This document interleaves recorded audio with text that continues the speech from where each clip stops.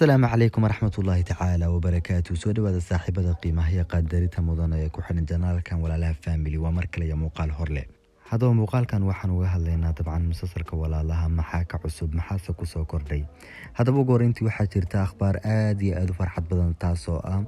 xalqad u dambeysay korkacaya samaysay sidii muuqaal kooriyay walaalkeen Muuse noogu soo sheegayba. tan waxay aad iyo aad u farxad gelisay dhammaan faniska musalsalka walaalaha ama musalsalka Kaardash Larim. sidoo kale waxay aad u farxad gelisay directorada musalsalkan ama qoraaga musalsalkan ee Nadlihaab Turki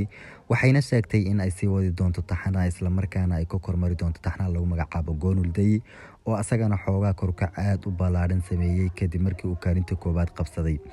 toddobaadkii u dambeeyay waxaa aad iyo aad loogu mashquulsanaa taxanaha telefishinka ATV laga bilaabay isla markaana xalqadiisii koobaad totalkeedu uu 8 gaadhay ayaa la yaabanaa laakiinse Goonulday ayaa markale soo ragaal celiyay halka xitaa musalsalka walaalaha uu soo ragaal celiyay asaga xitaa uu korkac aad u ballaaran sameeyay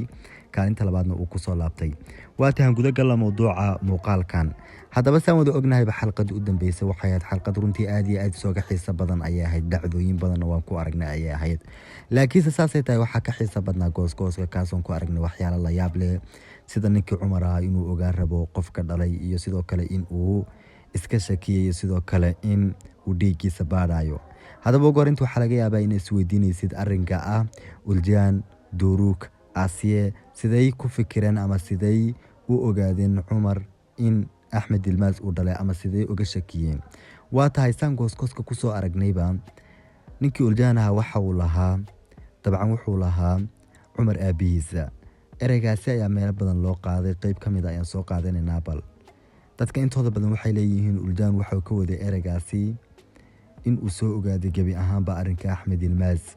sidoo kale in uu maqlayay wada hadalka macallin Buraak iyo qof kale qofkaasi qof uu yahay lama sheegi karo laakiinse macallin Buraak wuxuu waqti xaadirka la taagnaa Axmed Ilmaas dadka intooda badan sidaas ay u badinayaan.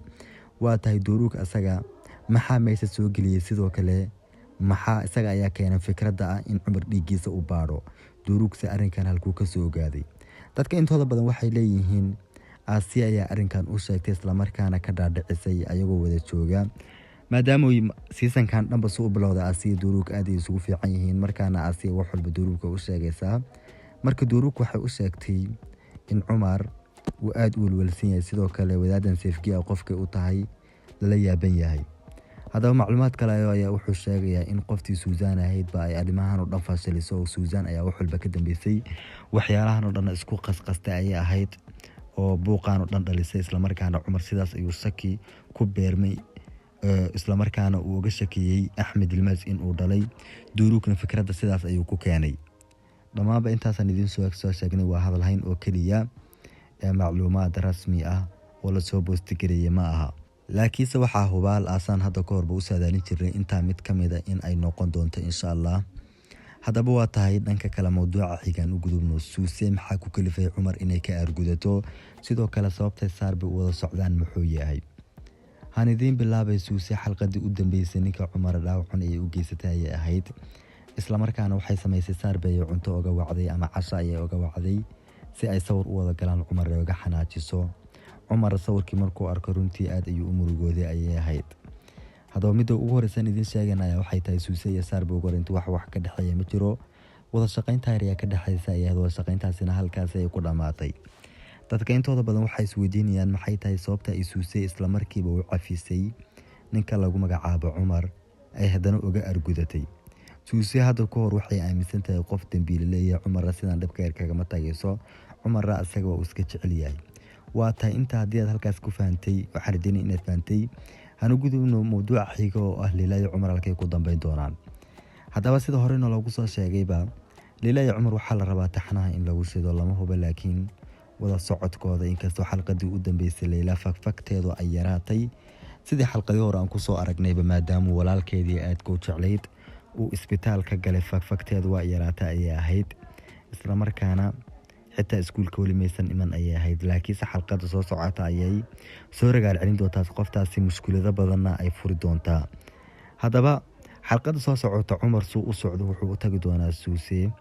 arrinkan waa uu kala xisaabtami doonaa ee sidaasi oo la socda. waa tahay dhanka kale arrinka kale in muuqaalkan uga hadlayna ayaa waxaa ka mid ah qoftii seefkii ahayd ma sidaas ay kula joogaysaa Cumar iyo walaalihiisaba ma sidaas ay kula nagaan doontaa saan wada arkaynayba xalqada dhamaadkeeda seefkii waxay u timid Cumar isla gooska dhexdiisana waxaan ku aragnay seefkii oo la joogta Cumar iyo oo halkaas waagu ugu bariyay haddaba seefkii halkaas ay mar kale ku noolaanaysaa laakiinse dhibaatada jirta waxay tahay seefkii maal waliba haysatay waxay ku qortay wiilkeeda Axmed Ilmaas markii hore waxay rabtay Cumar inay maalka qayb kamid ku qorto laakiinse lama hubo inay ku wada qorto laakiin hadalkii aan maqalay anaga aan dhageena ku maqalay wuxuu ahaa Ismaaciil inuu Axmed Ilmaas ku dhahay hooyada maal waliba oo ilaahay lacag walba ilaahay adiga ay kugu qortay marka waa macquul in saasina ay dhacdo wax walba ku qortay waataay Axmed Ilmaas uu orday waxa uu imaada ay ahayd hooyadiisa ay u imaada ay ahayd wuxuuna ku dhahay maxaad nooga soo tagtay oo halkaan ay ka qabanaysaa ayaduna waxay tiri halkaan ayaa farxad ku haystaa isla markaana Cumar oo wiilkayga ah ayaan agtiisa farxad ku haystaa ilmaha hadalkaasina Cumar ay maqlayeen markaas ka bacdina waxay ku tiri Axmed oo halkaan iskaga taganay halkaan ayaan farxad ku haystaa oo hadda kadib joogayay kulli wadaadan waxa ka xanaajin wada garanayna waana arrinkii ay maqashay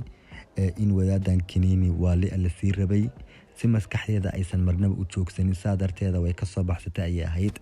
si aysan dhibaatooyinkaas u gaarin lacagtii ay rabeen waa ay ku qoreen maadaama ay wiilkeedu uu arrinkaasi ka dambeeyay ama uu qaban qaaminayo aad ay uga murugootay ay ahayd waxayna go'aasatay inay Cumar Kiira hada ka hor dhibaatada u geysatay in ay ku laabato waa tahay mawduuca xigan waxaan uga hadlaynaa beerkii iyo ay bikeme u kala dhamaatay haddaba muuqaaladii kuwan ku horeeyay toddobaad ku dhameeyay ka hadlayna basaan horodin ku soo sheegnay beerkii ay bikay sidaas ay ugu dhamaatay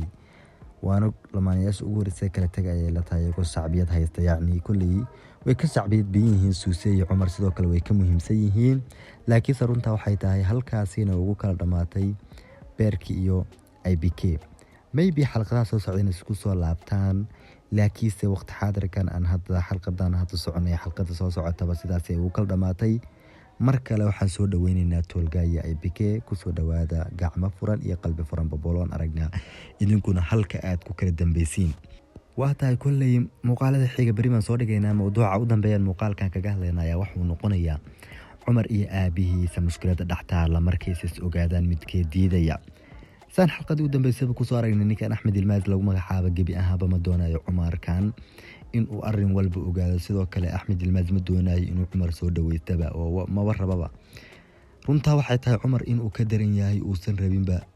una arrinkaas ka soo horjeesan doona aadna uga xanaajin doonta marka uu maqlo laakiin Axmed Ilmaas wuxuu moodayaa Cumar haddii arrinkan ogaaday in lacagtii wax isku dagaali doonaan ayuu moodayaa laakiin Cumar qof aan waxa uga barayna ma aha lacagna lama hayno danaynayo Axmed Ilmaasna ma rabo sidoo kale waa uu ogaanayaa markan ee la socda